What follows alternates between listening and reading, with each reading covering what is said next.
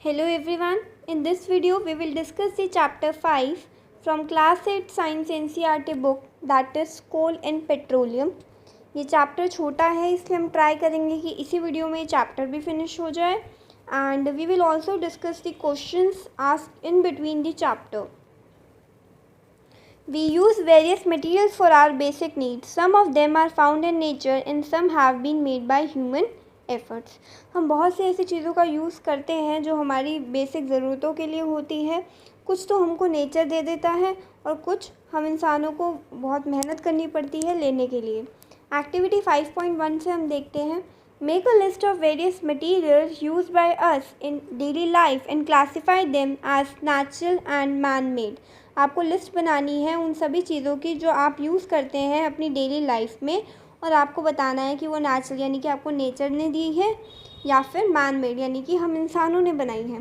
देखिए जो नेचुरल है उस लिस्ट में आप वाटर दे सकते हैं, सनलाइट, एयर, सॉइल, कोल, पेट्रोल, एलपीजी यानी कि लिक्विफाइड पेट्रोलियम गैस जिससे खाना बनाने में यूज़ करते हैं, CNG compressed natural gas as a fuel use होती है गाड़ियों में, मिनरल्स एंड फ्रूट्स ये सब आ जाते हैं नेचुरल में.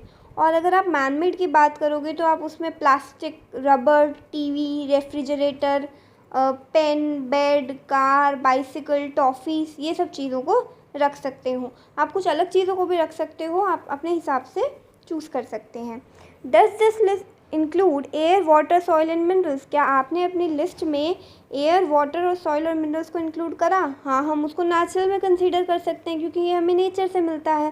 Since all these are obtain from nature they are called natural resources. क्योंकि ये चीज़ें हमें मिली हैं नेचर से इसलिए हम कहेंगे क्या कि ये हैं नेचुरल रिसोर्सेज.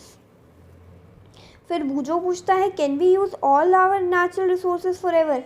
क्या हम अपने सारे नेचुरल रिसोर्सेज को हमेशा यूज़ कर सकते हैं? Can air, water and soil be exhausted by human activity. कि क्या ऐसा होगा कि air, water and soil human activities की वजह से ख़त्म हो जाएंगे? तो देखो आप नेचुरल रिसोर्सेज जो है वो एक दिन तो ख़त्म हो ही जाएंगे तो आप उनको हमेशा के लिए यूज़ तो नहीं कर सकते. ये है बूझो का क्वेश्चन का आंसर. और क्या एयर, वाटर और सॉइल ह्यूमन एक्टिविटीज़ से ख़त्म हो जाएंगे? तो एयर, वाटर और सॉइल तो हमें नेचर से मिल रहा है और ये एक ऐसी चीज़ है जो अनलिमिटेड है, कभी ख़त्म नहीं होगी. अब आगे हम पढ़ते हैं. You have already studied about water in class 7. आपने क्लास 7th में ये भी पढ़ा था कि पानी जो है वो बहुत कीमती है, पानी को हमें संभाल कर खर्च करना चाहिए. Is water a limitless resource. क्या वाटर एक लिमिटलेस यानी कि आप अनलिमिटेड इसको यूज़ कर सकते हैं? Yes, water is a limitless resource but it's unwise use and cutting of forest can also make it usable form scarce. अब देखो हमारी जो अर्थ है वो नियरली 70% पर पानी है. तो वो पानी जो है वो सारा समुद्र का पानी है. आप उसको डायरेक्टली पीने के लिए तो यूज़ नहीं कर सकते ना. तो हमारे पास पानी तो बहुत है लेकिन पीने लायक पानी बहुत कम है.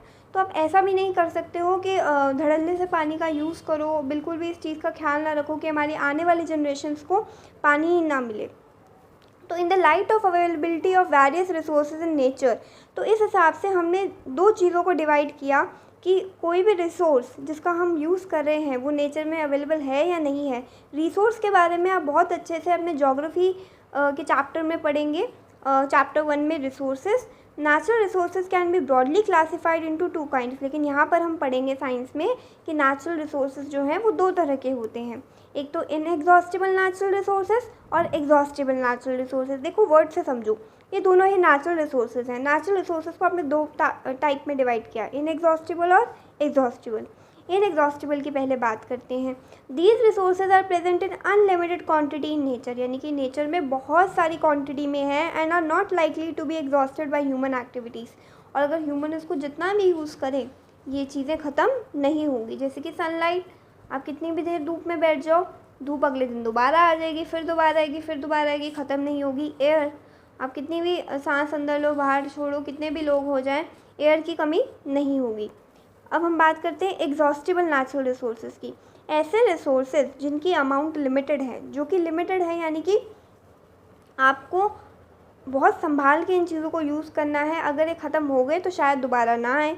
They can be exhausted by human activities. यानी कि ह्यूमन एक्टिविटीज़ होते होते ये भी ख़त्म हो जाएंगे. जैसे कि फॉरेस्ट, वाइल्ड लाइफ, मिनरल्स, कोल, पेट्रोलियम, नेचुरल गैस।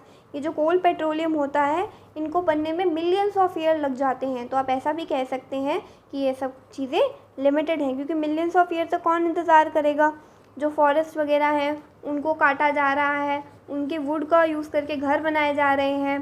भले ही पॉपुलेशन बढ़ रही हो लेकिन हम इन चीज़ों को कम करते जा रहे हैं, तो हमारी आगे आने वाली पॉपुलेशन फॉरेस्ट को कम देख पाएगी। फिर हम करते हैं एक्टिविटी 5.2। ये ग्रुप एक्टिविटी है।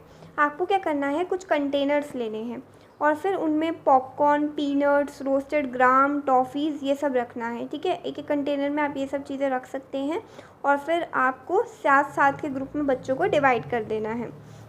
ठीक है, फिर उनमें भी उन ग्रुप को भी 3 सब ग्रुप में डिवाइड करना है और 1, 2 और 4 बच्चों में आपको ऐसे डिवाइड कर देना है और उसको फिर फर्स्ट, सेकेंड और थर्ड जनरेशन बना देना है। जनरेशन का मतलब होता है पीढ़ी। जैसे कि आपके दादाजी पहली पीढ़ी थी, उसके बाद आपके पापा आए वो दूसरी पीढ़ी और तीसरी पीढ़ी आप हो गए। तो यहाँ पे इसी तरीके से आपको एक सोचना है और ऐसे डिवाइड करना है। These sub groups represent the consumer. अब कंज्यूमर क्या होता है, जो किसी भी चीज़ को कंज्यूम करे, ले। ठीक है, वो कंज्यूमर होते हैं। अब देखो जैसे जैसे पॉपुलेशन बढ़ती जाती है तो सेकेंड और थर्ड जनरेशन में जो नंबर ऑफ़ कंज्यूमर है, लेकिन जो चीज़ों को खाने वाले लोग हैं वो भी बढ़ जाएंगे। आपको क्या करना है, पूरा भरा हुआ एक कंटेनर जो है वो टेबल पे रख देना है और कंज्यूमर को बोलना है फर्स्ट जनरेशन के कि हर ग्रुप से आओ और इसके अंदर जो भी खाने की चीज़ रखी है उसको कंज्यूम करो, यानी कि खा लो। फिर आपको सेकेंड जनरेशन को बोलना है कि हर ग्रुप से बच्चे आएँ और इसको खाएँ। सेम आपको बाद में भी करना है। आज स्टूडेंट्स से observe carefully the availability of eatables in each container. और फिर स्टूडेंट से पूछना है कि केयरफुली देखो क्या कुछ खाने की चीज़ कंटेनर में बची। अगर कोई चीज़ बची है तो फिर आपको थर्ड जनरेशन को बोलना है हर ग्रुप से कि आप आके खाएं, यानी कि सेकंड जनरेशन तक ने खा लिया था, थर्ड जनरेशन को आना है। अब आपको फाइनली ऑब्जर्व करना है कि थर्ड जनरेशन के कंज्यूमर्स को खाना मिला कि नहीं मिला। जैसे मैंने बताया थर्ड जनरेशन आते तक पॉपुलेशन भी बढ़ गई होगी तो खाना भी उनको ज़्यादा चाहिए होगा, लेकिन फर्स्ट और सेकंड जनरेशन वाले पहले ही कंज्यूम कर चुके हैं, तो हो सकता है थर्ड जनरेशन के कुछ बच्चों को खाना ना मिल पाए, उनके लिए बचा ही ना हो। Assume that the eatables in the container represent the total availability of an exhaustible natural resource like coal, petroleum और natural gas। तो ऐसा ही सोचो कि इस कंटेनर में कोई खाने की चीज़ नहीं बल्कि कोल, पेट्रोलियम या नेचुरल गैस है जो कि एग्जॉस्टिबल है, यानी कि लिमिटेड है। हर ग्रुप जो है उसका कंजम्पशन पैटर्न डिफरेंट है, कोई ज़्यादा यूज़ करता है, कोई कम यूज़ करता है। हो सकता है कि हमारी जो पहली जनरेशन हैं वो बहुत ज़्यादा लालची रही हों। It may be that earlier generation in some groups were concerned about the coming generation and left something for them। लेकिन कुछ हमारी जनरेशन ऐसी भी होगी जो सोचेगी कि हमारी आगे आने वाली जनरेशन को भी मिले, इसलिए वो हमारे लिए कुछ छोड़ दें। In this chapter we will learn about some exhaustible natural resources like coal, petroleum and natural gas। इस चैप्टर में हम कुछ लिमिटेड नेचुरल रिसोर्सेज की बात करेंगे, जैसे कि कोयला, petroleum, natural gas. These were formed from the dead remains of living organism। ये सब कैसे बनते हैं, लिविंग ऑर्गेनिज्म के डेड रिमेन्स से। So these are known as fossil fuel। जो भी चीज़ें जो भी लिविंग ऑर्गेनिज्म मर जाते हैं, जब वो एक जगह इकट्ठे हो जाते हैं तो उनके फॉसिल बन जाते हैं और फिर उन्हीं चीज़ों से हम ये सब कोल, पेट्रोलियम और नेचुरल गैस ऑब्टेन करते हैं। इसलिए हम इसको क्या कहेंगे, फॉसिल से ऑब्टेन फ्यूल, यानी कि फॉसिल फ्यूल। यहाँ पर आप पेट्रोलियम और कोल का पिक्चर देख सकते हैं। जो पेट्रोलियम है वो लिक्विड फॉर्म में हम यूज़ करते हैं और कोल एक ब्लैक स्टोन के जैसे होता है। अभी इसके बारे में हम आगे भी पढ़ेंगे। You may have seen coal or heard about it। Figure 5.1। It is as hard as stone and is black in color। आपने कोल के बारे में सुना होगा, कोयले के बारे में। ये काफ़ी ज़्यादा डार्क ब्लैक होता है और हार्ड होता है जैसे कि पत्थर हो। Coal is one of the fuels used to cook food. ये एक ऐसा फ्यूल है जिसका यूज़ करके हम आग जला सकते हैं, खाना बना सकते हैं। Earlier it was use in railway engine to produce steam to run the engine. आपने अपने बड़ों से सुना होगा कि पहले जो थी स्टीम इंजन वाली ट्रेन्स चलती थी जिनमें कोयले का यूज़ होता था। It is also use in thermal power plants to produce electricity. इनका यूज़ थर्मल पावर प्लांट्स में भी किया जाता था। जब कोल को जलाते थे तो इतनी ज़्यादा उसमें से गर्मी निकलती थी कि उससे इलेक्ट्रिसिटी भी बनाई जा सकती थी। Coal is also use as fuel in various industry. और बहुत सारी फैक्ट्री में भी एक फ्यूल की तरह कोयले का यूज़ किया जाता है। अब पहेली बताएगी story of coal. Where do we get coal from and how it is form. हमें कोयला कहाँ से मिलता है और ये कैसे बनता है। देखो 300 मिलियन साल पहले अर्थ पर बहुत घने जंगल हुआ करते थे और बहुत निचली सरफेस वाले लैंड एरियाज़ होते थे, यानी कि जो अब सड़कें इतनी ऊंची ऊंची हैं तब नहीं हुआ करती थी, तब काफ़ी नीचे ज़मीन हुआ करती थी और वो पूरी पानी से भरी होती थी। Due to natural processes like flooding, फिर जैसे बाढ़ आई, these forest got buried under the soil, ये जितने भी जंगल थे ये सॉइल के नीचे दबते चले गए। As more soil deposited over them they were compress, जैसे जैसे उनके ऊपर और ज़्यादा सॉइल आती गई वो और ज़्यादा धंस गए। The temperature also rose as they sank deeper and deeper, फिर टेम्परेचर भी बढ़ता गया, गर्मी बढ़ती गई, धूप बढ़ती गई, तो ये और ज़्यादा नीचे धंस गए।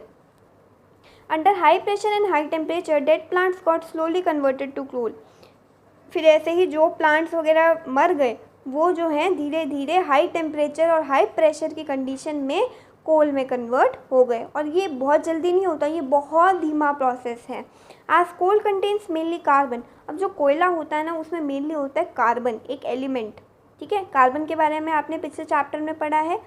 The slow process of conversion of dead vegetation into coal is called carbonization. Carbonization का डेफिनेशन आपको आ सकता है कि वो स्लो प्रोसेस जिसमें जितना भी डेड वेजिटेशन का मतलब होता है प्लांट्स वगैरह, वो कोल में कन्वर्ट हो जाते हैं, इसको हम बोलते हैं कार्बनाइजेशन। किसी के भी पीछे TION लग जाए यानी कि वो कोई प्रोसेस है। कार्बनाइजेशन यानी कि कार्बन यानी कि कोल के बनने का जेशन यानी process. Since it is form from the remains of vegetation, क्योंकि ये वेजिटेशन प्लांट्स वगैरह से बना है तो इसको भी आप एक फॉसिल फ्यूल ही कह सकते हैं। आपको एक कोल माइन जो है वो फिगर 5.2 में दिखाई गई है। It is a coal mine. When heated in air coal burns and produce mainly carbon dioxide gas. Coal is processed in industry to get some useful products such as coke, coal tar and coal gas। आप सभी को पता है कि जब carbon plus oxygen आपस में मिलते हैं, जो ऑक्सीजन एयर में प्रेजेंट होती है तो देता है हमें CO2 गैस। जैसे आप कार्बन को ऑक्सीजन के प्रेजेंस में हीट करोगे तो आपको मिल जाएगी कार्बन डाइऑक्साइड गैस। कोक, अब आप बात करेंगे कोल कितने टाइप के होते हैं, तो कोक की बात करते हैं। It is a tough porous and black substance. जो कोक होता है ये सबसे ज़्यादा प्योर फॉर्म होती है कोल की, काफ़ी ज़्यादा टफ होता है, इसके अंदर छेद होते हैं, पोरस है और एकदम ब्लैक है। Coke is use in the manufacture of steel. Coke का यूज़ करके स्टील को बनाया जाता है और बहुत सारे मेटल्स को अर्थ के क्रस्ट से निकालने में भी ये काम आता है। अब आप बात करेंगे कोल टार की। It is a black thick liquid. ये कोई सॉलिड नहीं है, बहुत ब्लैक और थिक लिक्विड है विद अनप्लीजेंट स्मेल। इसका स्मेल बिल्कुल अच्छा नहीं है। It is a mixture of about 200 substances और इसके अंदर 200 सब्सटेंसेस मिले हुए हैं। Products obtain from coal tar are use as starting material for manufacturing of various products such as use in everyday life. हम अपनी रोज़मर्रा की ज़िंदगी में जिन भी चीज़ों को यूज़ करते हैं बहुत सी चीज़ें कोल टार से ही बनी होती हैं। इंडस्ट्रीज़ में सिंथेटिक डाई बनाने के लिए, दवाइयाँ बनाने के लिए, एक्सप्लोजिव बनाने के लिए, perfume, plastic, paint, photographic material, जो छत बनाने वाला मटीरियल होता है। आपको पता है जो नैप्थलिन बॉल्स होती हैं जो आप अपने सर्दियों वाले गद्दों वगैरह में रखते हो ताकि उन पे कीड़े वगैरह ना आए, वो भी किससे बनी होती है? कोल टार से बनी होती है। येलो बॉक्स बहुत इंपॉर्टेंट है। आजकल जो बिटुमिन है वो एक पेट्रोलियम प्रोडक्ट है, यानी कि पेट्रोलियम से आया हुआ प्रोडक्ट है।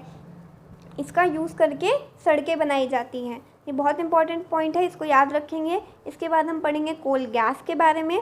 जब कोल गैस तब बनती है जब कोल को आप प्रोसेसिंग में डालते हो, यानी कि उसके साथ बहुत चीज़ें की जाती हैं, उससे कोक बनाया जाता है। It is used as a fuel in many industries situated near the coal processing plants. जिन भी इंडस्ट्रीज़ में कोल का यूज़ करके अलग अलग चीज़ें बनाई जाती हैं वहाँ पर इसका फ्यूल की तरह यूज़ होता है।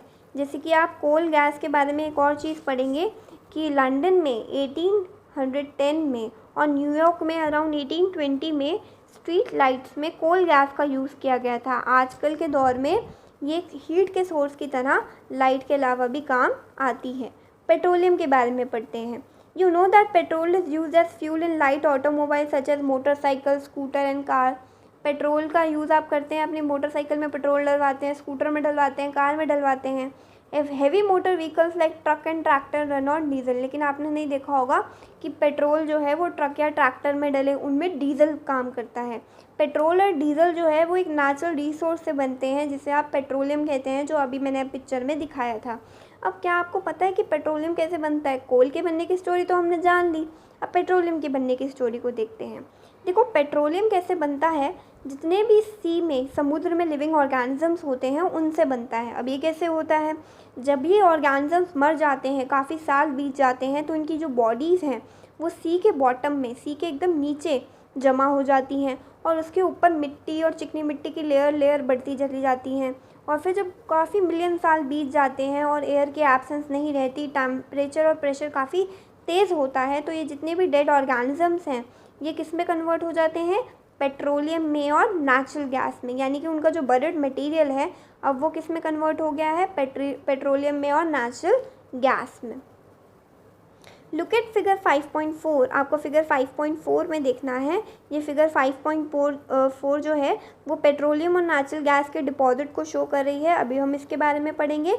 It shows the deposit of petroleum and natural gas. You see that layer containing the petroleum oil and gas is above that of water. Why is it so? Recall that oil and gas are lighter than water and do not mix with it.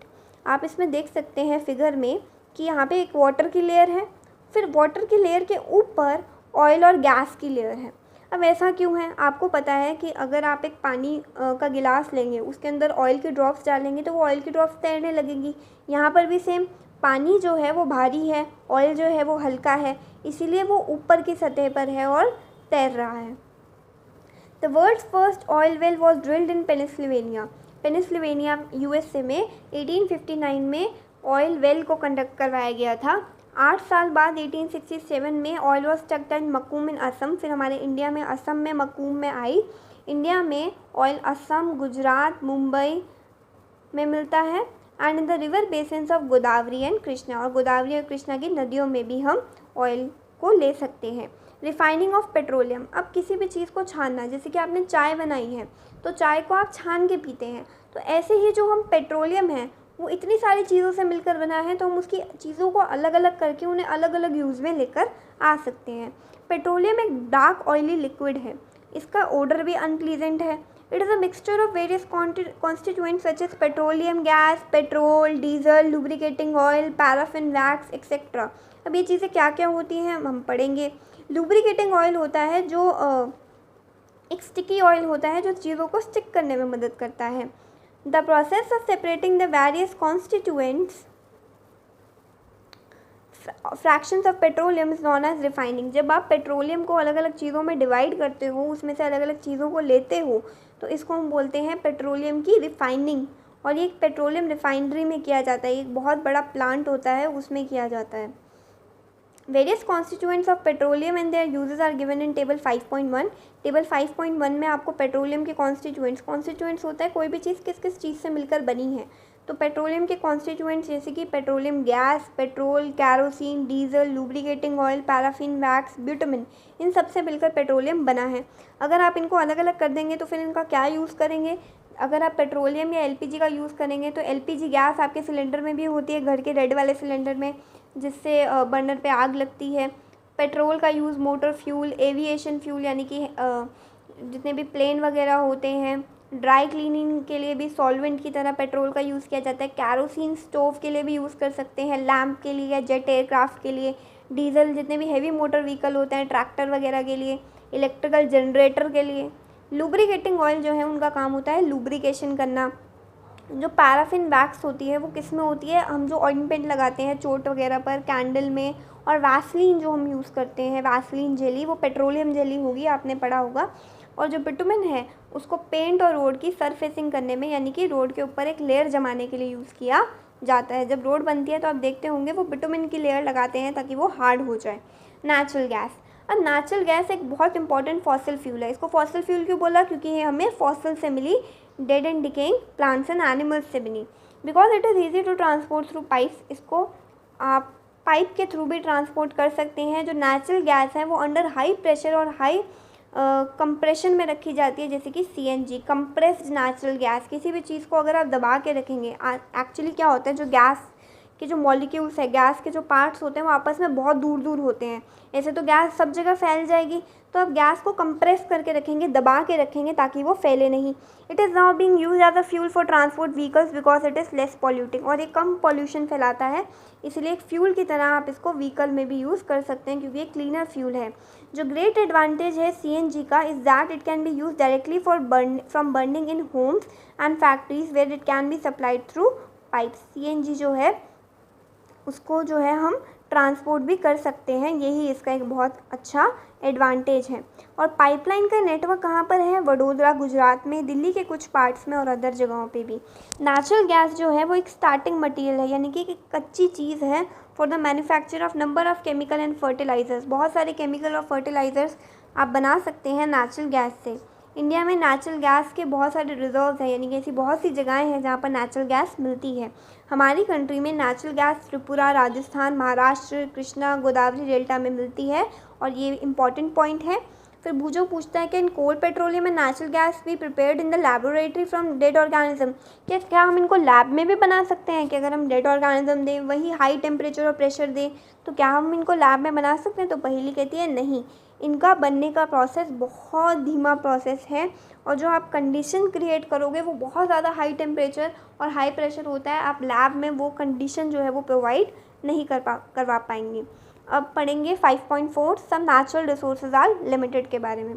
कुछ natural resources limited हैं। आपने पढ़ा है chapter के beginning में कि कुछ natural resources जो हैं वो एग्जॉस्टेबल हैं, जैसे कि fossil fuel, forest, mineral etcetera.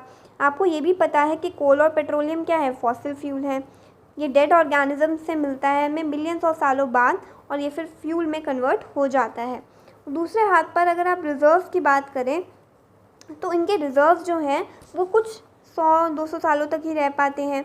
More over burning of these fuels is a major cause of air pollution. जब भी कोयले को जलाया जाता है, जो कार्बन डाइऑक्साइड क्रिएट होती है, जो ऐश क्रिएट होती है, उसमें कुछ हार्मफुल फ्यूम्स भी निकलती हैं, और ग्लोबल वार्मिंग भी होती है क्योंकि काफ़ी ज़्यादा हीट निकलती है और ग्लोबल वार्मिंग होगी। It is therefore necessary that we use these resources only when absolutely necessary. तो हम यूज़ कर सकते हैं इनको, लेकिन तभी जब बहुत ज़्यादा ज़रूरत हो। This will result in better environment. हमारा एनवायरनमेंट अच्छा होगा, ग्लोबल वार्मिंग का रिस्क कम हो जाएगा, क्योंकि ये जो गैसेज होती हैं, कार्बन डाइऑक्साइड, नाइट्रोजन, मीथेन, ये सब हार्मफुल गैसेज की वजह से अर्थ पर धीरे धीरे गर्मी बढ़ती जा रही है। ग्लोबल यानी कि पूरे वर्ल्ड के अक्रॉस वार्मिंग, हमारी धरती जो है वो गर्म हो रही है। And their availability for a longer period of time. India में जो PCRA है वो एक एसोसिएशन है, petroleum conservation and research association. Conservation का मतलब होता है पेट्रोलियम को बचाना और उसके बारे में रिसर्च करना। ये लोगों को टाइम टू टाइम एडवाइस देती है कि कैसे पेट्रोल और डीजल का आपको बहुत जुडिशियस, बहुत तरीके से यूज़ करना है, और उनके बारे में टिप्स भी देती रहती है, और कहती है कि आपको कांस्टेंट और मॉडरेट स्पीड पर गाड़ी चलानी चाहिए ताकि ज़्यादा पेट्रोल यूज़ ना हो। इंजन को ट्रैफिक लाइट या फिर ऐसी प्लेस जहाँ पर आपको वेट करना है आप बंद कर दें ताकि पेट्रोल यूज़ ना हो। करेक्ट टायर का प्रेशर रखें और रेगुलर मेंटेनेंस करें अपने व्हीकल की। स्टूडेंट्स, इस एक 23 मिनट्स के अराउंड की वीडियो में हमने अपना पूरा चैप्टर कंप्लीट कर लिया है। आप देख सकते हैं लिंक बाकी भी चैप्टर्स के हमारे चैनल की प्लेलिस्ट में। अगर आपको वीडियो अच्छा लगा हो तो आप इंग्लिश की वीडियोस भी सर्च कर सकते हैं हमारे ही चैनल पे, और प्लीज़ चैनल को सब्सक्राइब कर दीजिए। Thank you.